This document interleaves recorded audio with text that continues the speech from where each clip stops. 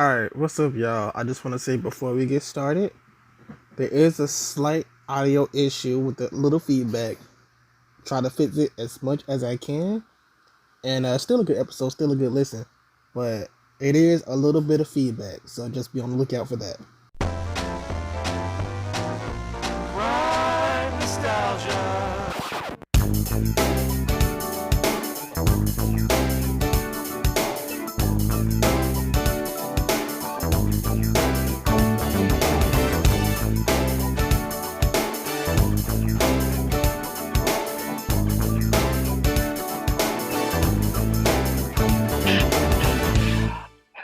All right. What's up, y'all? It's me, the Leeboy here with the Prime. This is the Prime Nostalgia Podcast. We got an extra special guest today. One, my sister, somebody I know from way back. Y'all didn't see me with her 100 times on screen, and she's also been right here on this podcast. We got the incomparable Christy Knowings. What's up, Christy? My sister. Thank you. I am awesome, you guys. I'm happy to be with you guys right now. And then we want to get a little bit into the orange years because it does document the all that experience that me and you have. They didn't actually document our years, but we'll get into that. Maybe there'll be a part 2. Okay, hopefully. Well, I hope so. We were the golden years. You know, right? They call us the golden years. So, you know, we won Best Kids Choice Awards. I don't know if you remember, Leon. We won Best Kids Best Show for the Kids Choice Awards like 3 years in a row. And that's when, you know, when we were on, when you, me, and Danny came on. So yeah, man, definitely times to be celebrated. And I have an inkling, I have a feeling that the orange years might consider it. We'll make sure that we input our influence there. But Prime, should we just hop into the orange years a little bit, or what do you want to get into, man? Take us on a journey. Well, just, you know, I just want to, might as well start with the all that version. How is it? Because I don't know, this don't bother me, but I noticed this. Every time they talk about the original cast, why did they use y'all picture for that? I don't know. I do not know. I think, why am I answering? But should I be answering? I shouldn't be answering. You can. I'm just saying, like it don't bother me. But there's a lot of misinformation out there.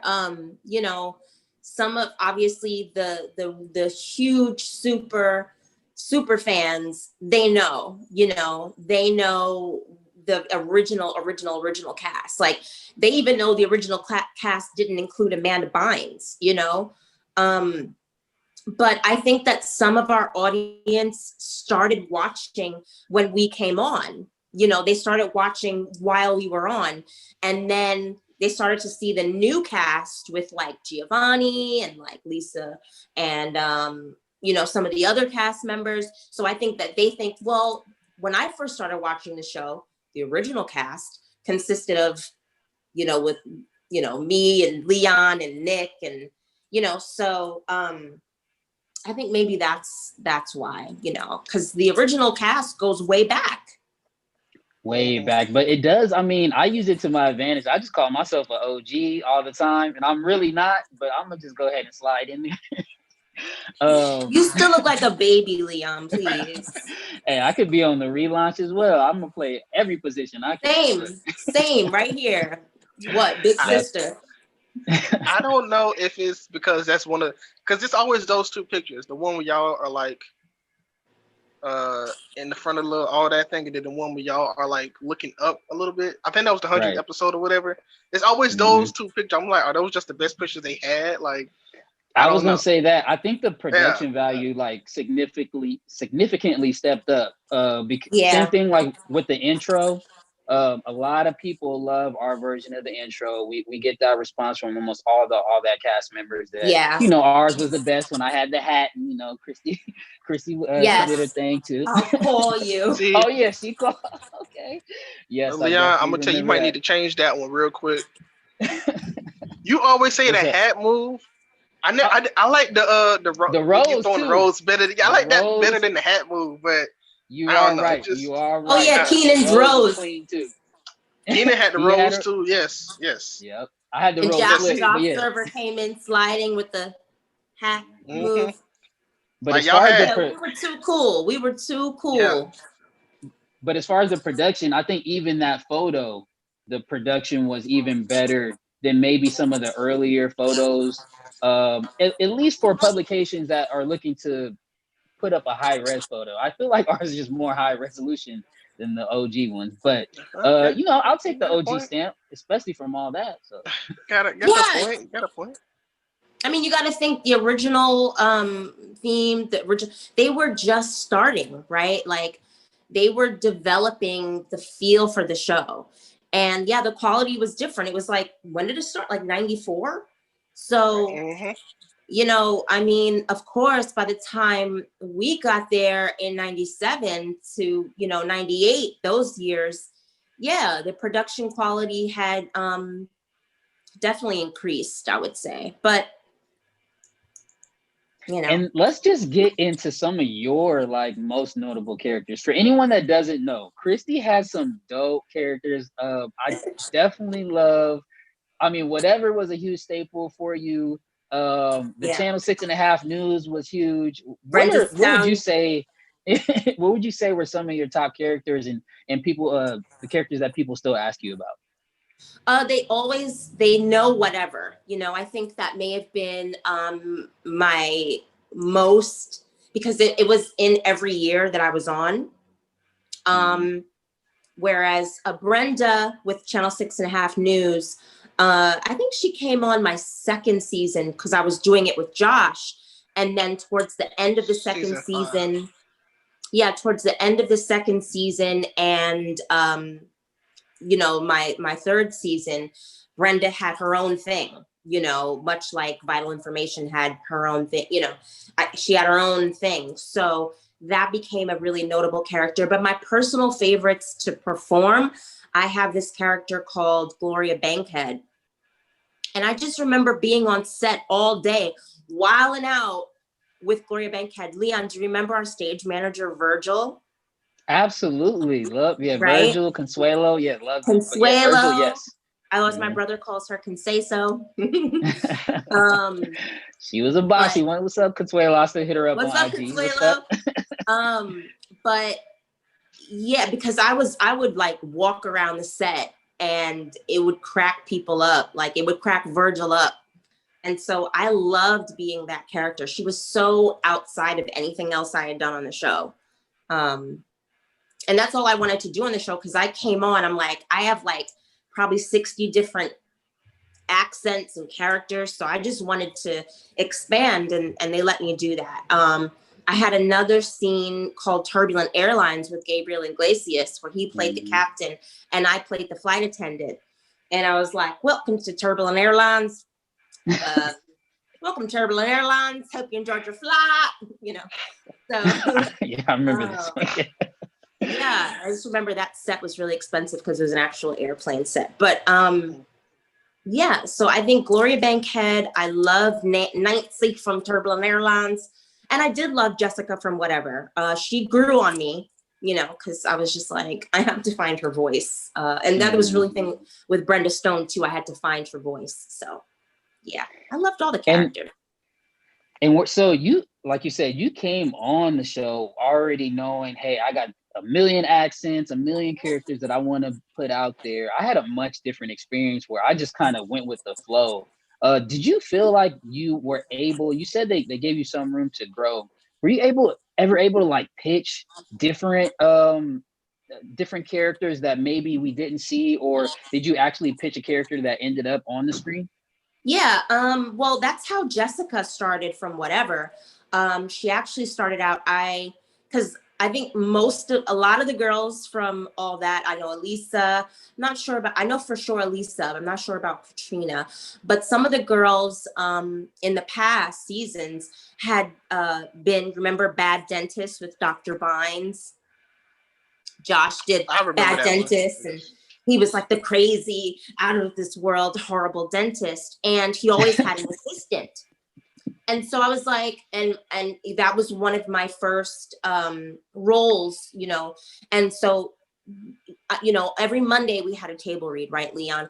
And I just they never gave me direction like, oh, she should sound like this or anything. They were just like, you know, so-and-so, the assistant, can't remember her name, so-and-so, the assistant comes in and, you know, says, hello, Dr. Bynes. Thank you, Dr. Bynes. And I think everybody had played it kind of straight.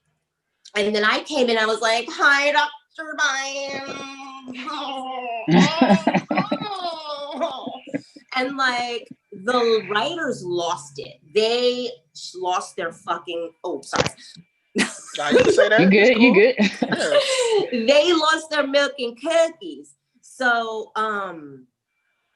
they created a character out of that called Jessica. And that's how Whatever was born.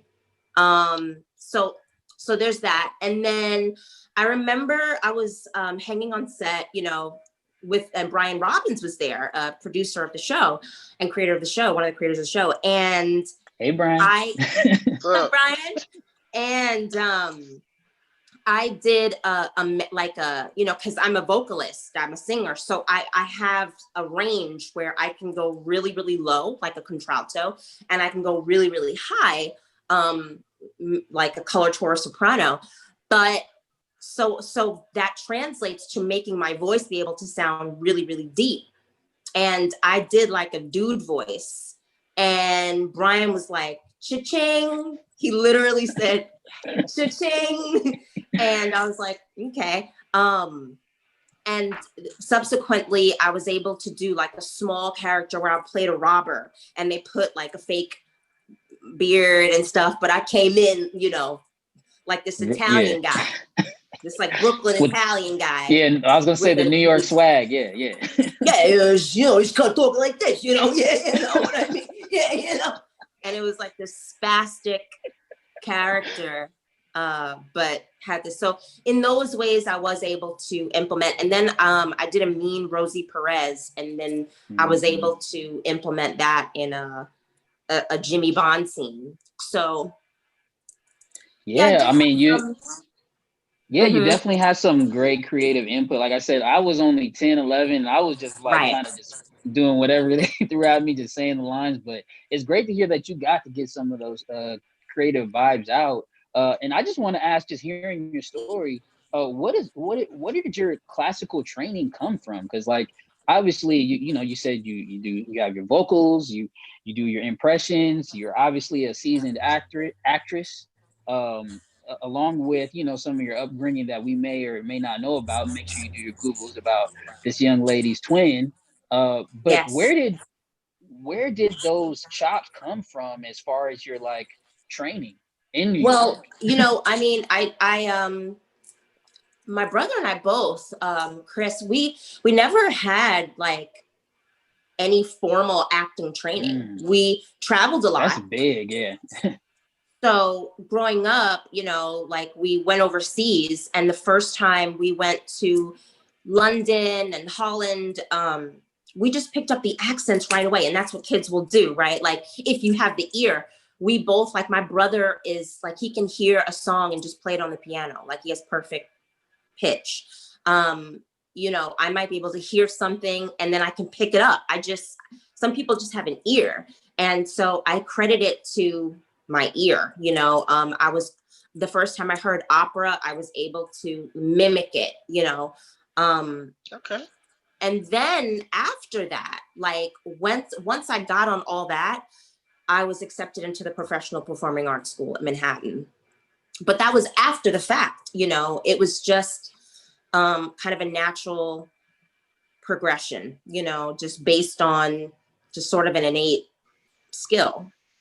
You know? So really, my assessment was 100% wrong. You don't have, well, you didn't start off with classical training. You're literally just a natural talent. Yeah, that's exactly what happened. I mean, in terms of singing, like around college and everything like that, I started to, and before college, you know, I started taking opera lessons. And so I do have that classical training now, but not starting out, you know, and certainly not with acting. With acting, it was, it was just, you know, because my brother's first role, his first job was co-starring in a Spike Lee movie. So it wasn't like, and this was like Spike auditioned hundreds of kids in New York, you know, and we were like 11 or 12. So it's like, it just happened. It really did just happen. So yeah, so you kind of spoke to you and Chris and you guys being so relatable and finding your ways on shows like All That and then the movie Crooklyn, which was dope. And this is kind of a theme that they do explore in the movie The Orange Years, or the documentary. So Prime, I wanted to ask you, what do you think about our ability as normal, relatable kids to end up on, you know, on a series like All That, which is absolutely legendary, and how the Orange Years covered, you know, this phenomenon in their documentary? Well, for one, like I sent you these the other day, but it's like this whole I don't know what you want to call it, encyclopedia. I don't know, a video. It's like they got a whole series basically on YouTube from season 2 to 10.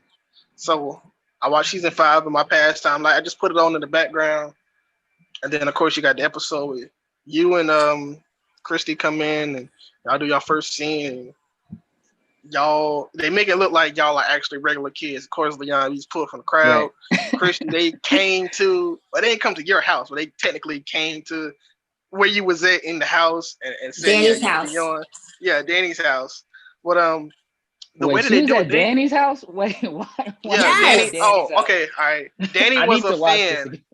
Yeah, Danny was a fan. You were in the audience. And yeah, Leon was in the audience. Danny was a fan. He wrote there saying like, I like All That or something. And I said, okay, we should go thank him. So they went to go thank him, and then I think he was just like, yeah, thank you. And then they was like, yeah, you could be on All That. And then he was like, yeah, my friend Christy's here too. And then it was like, okay, she could be on All That. Basically, yeah, they made it look believable. To me, it's like, yeah, these people look more believable than like say a Disney kid, you know. And I'm gonna start telling people. I'm gonna start telling people that that's the real story, that I literally came out the audience just so they could get their hopes up right now. Leon. But I think it's crazy. I mean, I kind of feel like I did get picked like that, even though, you know, my audition process, it wasn't as strenuous as others. I only think I had 2 or 3 auditions. Christy, what was your audition process like? It was interesting because I had actually, it's kind of a little bit of a lengthier story. I told can I get into the whole story? Because it won't make sense without it. You can get into the whole story. You get into the whole story. Okay, so I'll be fast about it though. So I told my agent, like at that time, I just loved Rosie O'Donnell, like as a comedian. And I was just like, I loved that she loved kids. She had a show. So I told my agent, I was like, listen, I do not want to, don't ever make me an extra. Don't ever put me as an extra, because I don't want to do background work. At that particular time, background actors did not get love like maybe they do now. I don't know. But anyway, just real quick. This one dude got a whole action figure because he was accidentally in the shot. So I mean, see what I'm saying? Right. No. So let me tell you, no, that can happen. That can definitely happen. But I told my agent, not knowing any better, but I told my agent, I was like, don't put me in any extra work unless Rosie O'Donnell's on set. I will do whatever extra work if Rosie's on set. Literally a week later, they were like, well, there's a special called And Now This on Nickelodeon. It's like a 3-day special. It's like a small special. And Rosie's going to be part of it. And they're looking for 3 extras. Your name will be in the credits, but they're looking for 3 extras. I'm like, bet. So my brother and I went. I did the thing. Rosie wasn't there because they were like, oh, Rosie's coming tomorrow. And that's, you won't need the extras. I'm like, so, but interestingly enough, while my brother was there and some of the casting directors from Nickelodeon were on set, you know, in the green room lounging about. And he was like, and this one girl, the star of the special, her name was Jackie from Long Island. And she, you know, she does like, hi, I'm Jackie, I'm from Long Island, da, da, da, da, you know, but she was from Long Island. I'm like, no offense, but I'm not impressed because you're from Long Island. Like if you can't do a Long Island accent, Come Who on. are you? Yeah. What Who can are you you, do, bro? right? If you can't So talk about like from where you're from, like what yeah, can you like if do? you can't do the accent from your, home of origin, I'm like, Hometown. bro. So my brother actually was like, yo, fam, you should do this. That's him. Yo, fam, do some of your accents. Like, you got a gang. Do That's your your Chris accent. accent. That's your Yeah. Chris impression. Chris, he's like, yo, fam. I'm like, all right, cool. So I just start, she's doing her accent, and then I just bust out Rosie Perez. I bust out my Long Island.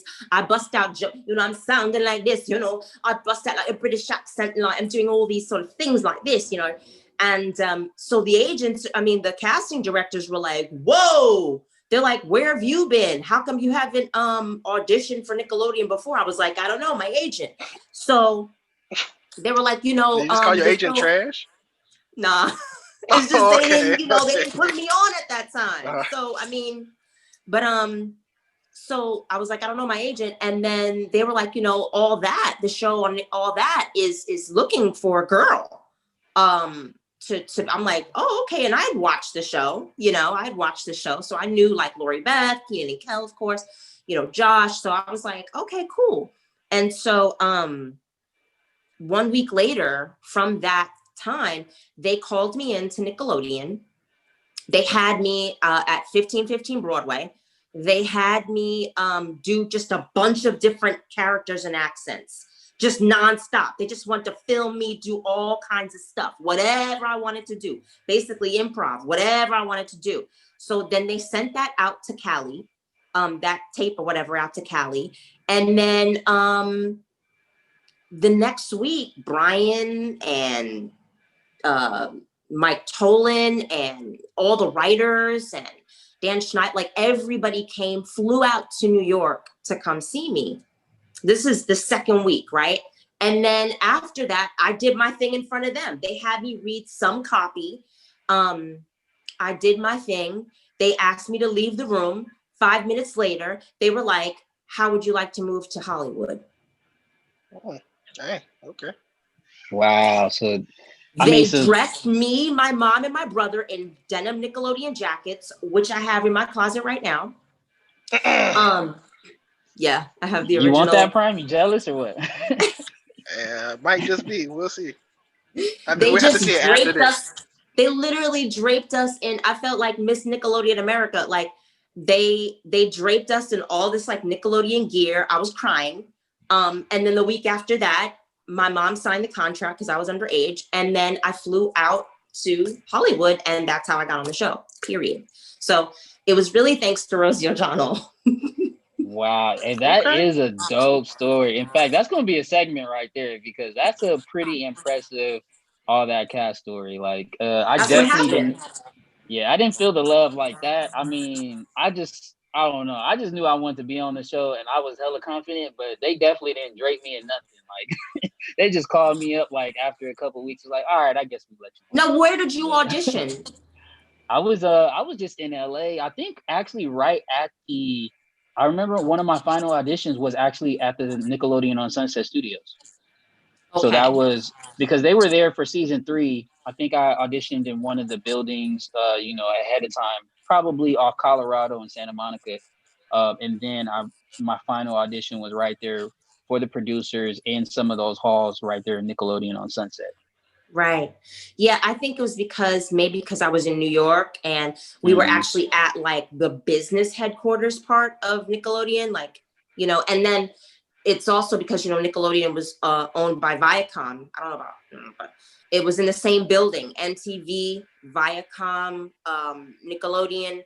So maybe that's why they did it like that, I mean, and they came out there to New see York is you. the They extra. came out there to see you. So, I mean, Yeah. only right that they would send you off, with the reassurance that, hey, you part of the team. Actually, should we go to break now? Should we go? Well, Yeah, look, let's we're go gonna go to break. Let's go to break because we got something set up for the second half, and I'm excited. Yeah. So, Christy, Very good. is there a certain song you want us to play during the break?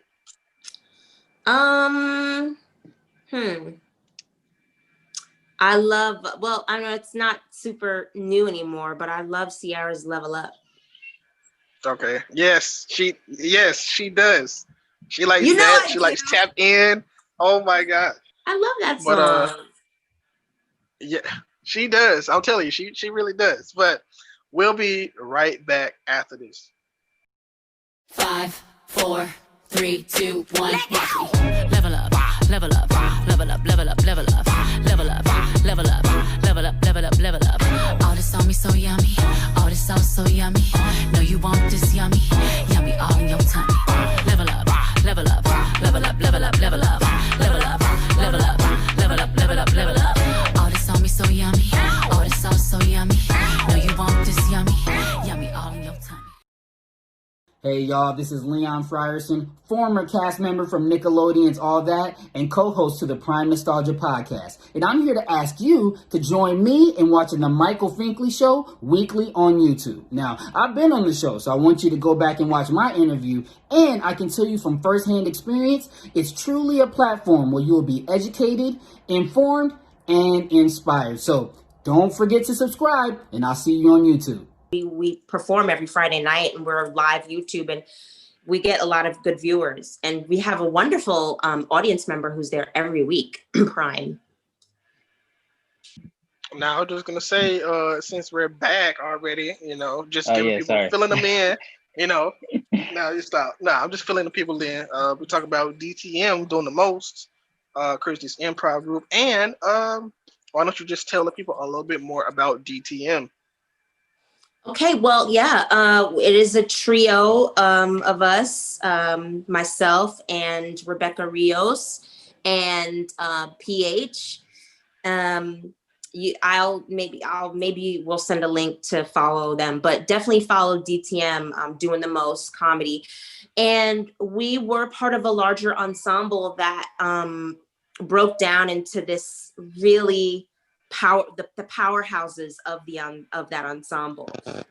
Not to be tooting our own horn or anything, but we were the ones that were like tons of energy, lots of different characters. And so yeah, our brand right now is not being shy, right? Like not holding back. And we don't hold back with our characters. We don't hold back with our energy. We do the most, and we also have a puppet, and her name is Janie.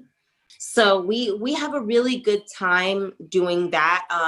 During this whole everything going on in 2020, we've had to switch from our stage presence to being online, and doing things via YouTube Live. And that has been really successful for us. Like we'll do a show and it'll be like, a modest audience number, but then we'll look back at how many views we've had and it's several hundred views. So we're pretty excited about, about where we're going and the different projects that we have in store for you guys, Okay. Dope. Yeah. You got a question before I go ahead, Leeboy? No, well, obviously, I wanted to get into some of Christy's other endeavors. Did you want to go to the music? Prime? No, I wanna stick on DTM real quick because go to D. I mean, Yeah. Prime. It sounds like you're the #1 fan. You at every single show. Like, what's up? because it's fun. Like it's like I would say it's like a small family. It's like Interactive.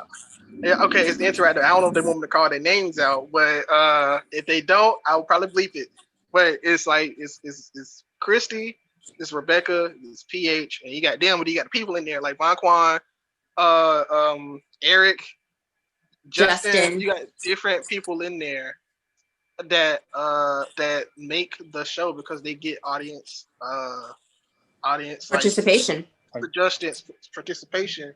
So it's like they'll say, obviously it's improv, but it's like a real community, and they show that it's really live, right? So they're taking live scenarios and putting the entertainment out there. That sounds awesome. Exactly. They'll be like, "What you'll do?" Like they'll be like, say a random movie quote, and then I'll try to think of the most random one, and then they got to use it in a scene, and then it's funny because some of the ones they get, yeah. So that's how it goes. And then the experience, we work at making it a very all around kind of experience. So at the top of the show, we don't just get right into the show. You know, we play music, Christy we got to dance to talk her to our 5 songs audience. first. I'm always dancing, you know. So we talk to our audience, we engage. So it's not just us versus them. It's all of us. And, you know, in this style of improv, much like Whose Line Is It Anyway? You can't have that nature of improv without audience contribution. So, so we familiarize ourselves with our audience, and I think that's a strength of ours. And then we get into the show. And when we get into the show, before we even get into the show, we prep the audience by warming them up a little bit, even though they know how it goes, but we always warm them up, you know. It's just like when Nick Cannon was warming up the audience when we were on All That, you know, we warm up our audience. And then, you know, by getting them to engage the way they will in the show. And then the show starts. And it's from that point on, it's like, all gears off, you know, we're just flying because we don't know what's going to happen. We don't know what the audience is going to ask. We might say, okay, give us, like Prime said, give us a phrase from a movie or any type of phrase. And then, you know, Prime or one of the audience members will say, like, you know, I don't know, Prime, think of a, you know. Getting your foot called in. Oh, you said a phrase? Oh, or a movie quote. My son works. I'm coming to America. Yeah, my son works, right? So he might even put my son works from Coming to America. That may inspire, because PH and I do Nigerian accents and like other kinds of African accents. And that may inspire us, you know, my son works. My son works. And then from there, the scene will go on. It'll be like, I think your son does not work. He does not work hard enough. My son works hard enough for you. Please don't tell me what my son does, because I will come here. And then it's not, improv has rules. Improv has rules. You don't overtalk, which I had to work on a lot. In other words, you don't jump over each other.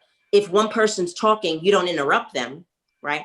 There's rules in improv called you yes and. So if I say to you, I don't like your blue shirt, it's against the rules to say, I'm not wearing a blue shirt, I'm wearing a green shirt. You just negated my gift, as we call it. You know, the proper thing to do would be to yes and. You don't like I don't like your blue shirt. You bought me this blue shirt for my 17th birthday. How can you say you don't like it, Dad? And then you label each other. You have to label each other. So there's all these rules that I had to learn, even though, you know, I have experience doing sketch comedy, which is a whole different ball of wax. Doing sketch comedy, most sketch comedy is written, right? Improv, you have all these rules to enhance and progress further the scene so that it has a proper beginning, middle, and end that makes sense. So it's not just us going out there and doing characters and being silly. We have rules in place, and we discuss these rules before and post show. Dope. Yeah, and, I'm like, should I cheat? Yeah, you giving up the secrets. No, I mean, this is improv, basic improv 101. Right. It's gonna be helpful for anybody getting into improv as well. You know, somebody watching this will be like, oh, I'm like, absolutely. I don't think I got no more questions for right now, because I can go on all day, and I know how it can be. So I'm gonna just cut it short and just say, y'all go check out DTM on YouTube. Yes. Friday. Doing the most comedy every Friday night at 9 p.m. Pacific. Anyways, though, we're going to talk about this single that you got. Yes. Coming out in 5 days, actually. Okay. I just got a notification. It'll be on Spotify and iTunes. It was supposed to come out earlier, but there was a little slip up, a little flub, and I was like, but so what's the name of the single?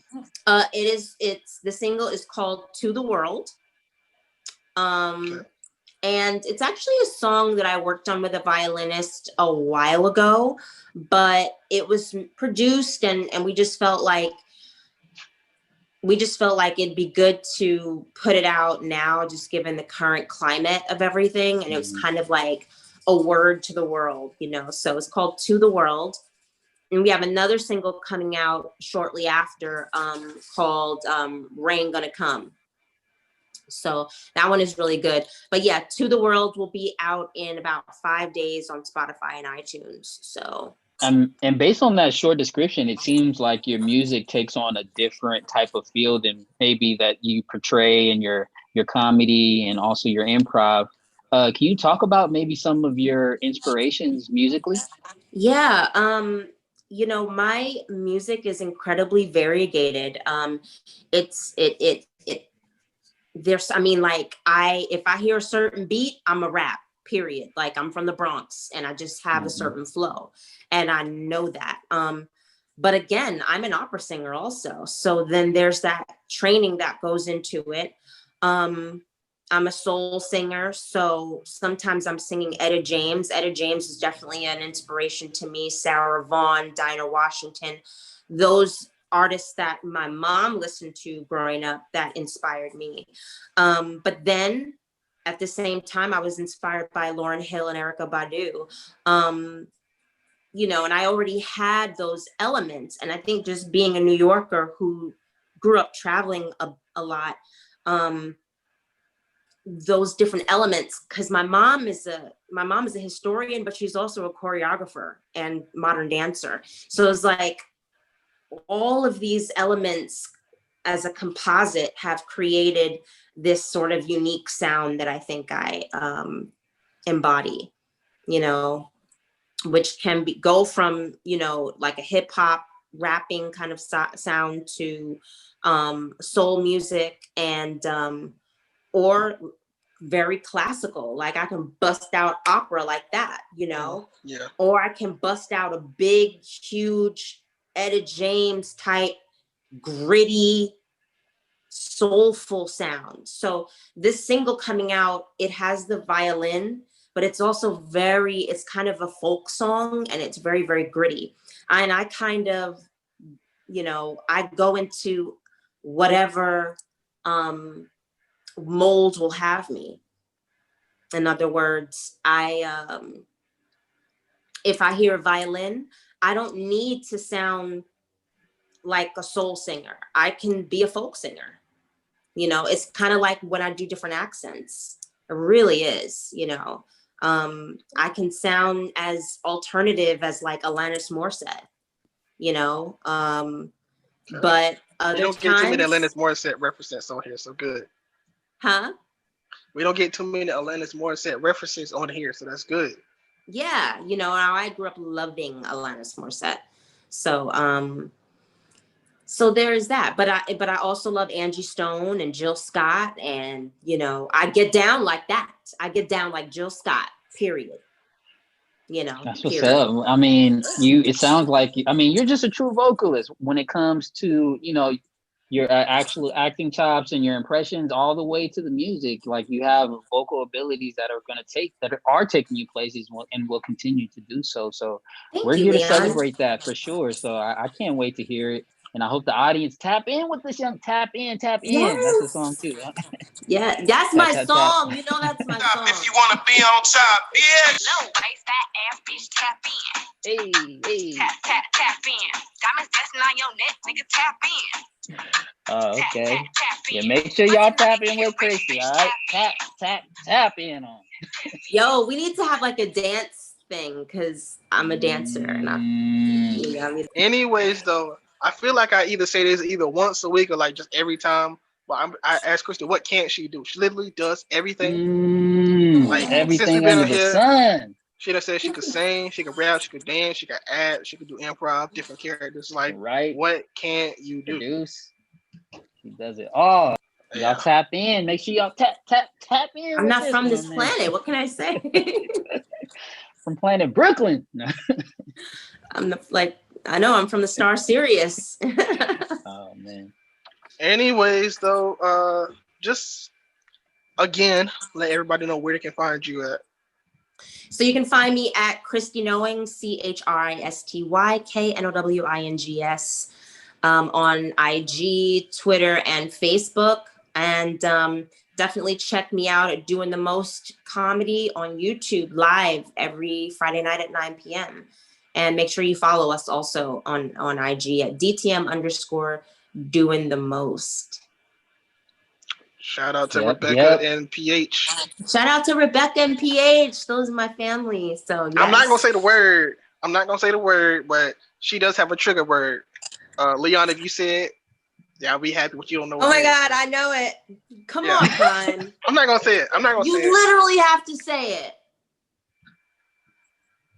Say it. All right. Literally, it's literally, you know. She's gonna get a kick out of this when she sees it, for real. She's gonna love it. Yeah. I am literally Leeboy TV. You can find me on Instagram at Leeboy TV. Same thing with YouTube and Instagram, Twitter, everywhere, wherever I'm at, Leeboy TV. And make sure you tap in with Leeboy and Fuzz. I'm gonna have probably some fun. I got an episode coming out that you could shake things up a little bit. Also, go on tpublic.com and look for our store. Support us by buying some t-shirts. Also, I got some hemp, some CBD out there, so check that out. All in my bio on Instagram. Just tap in with your boy. Oh, there goes that dog. Christy finally came out. It was so good. Good. It was so good the whole show. You can find me at KVNG Primetime on everything, and go check out our Keenan interview and our extra stuff with Keenan. All that stuff, go check all that out. Y'all can look at it. And I guess let us know who you all want to have on next. And anything else y'all want to say before we get out of here? I'm good. Prime time. Chris, you want to take us out with some dance moves? Yeah, come on. Let's put some. You got to put some music on though. All right. Okay. We're gonna go out with some already. It's time already. It's prime already. Rachel, they gotta be great.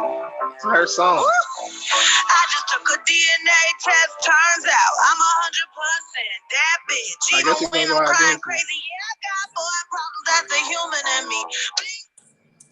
Anyways, you while that dance, I'm gonna say, get it, bro.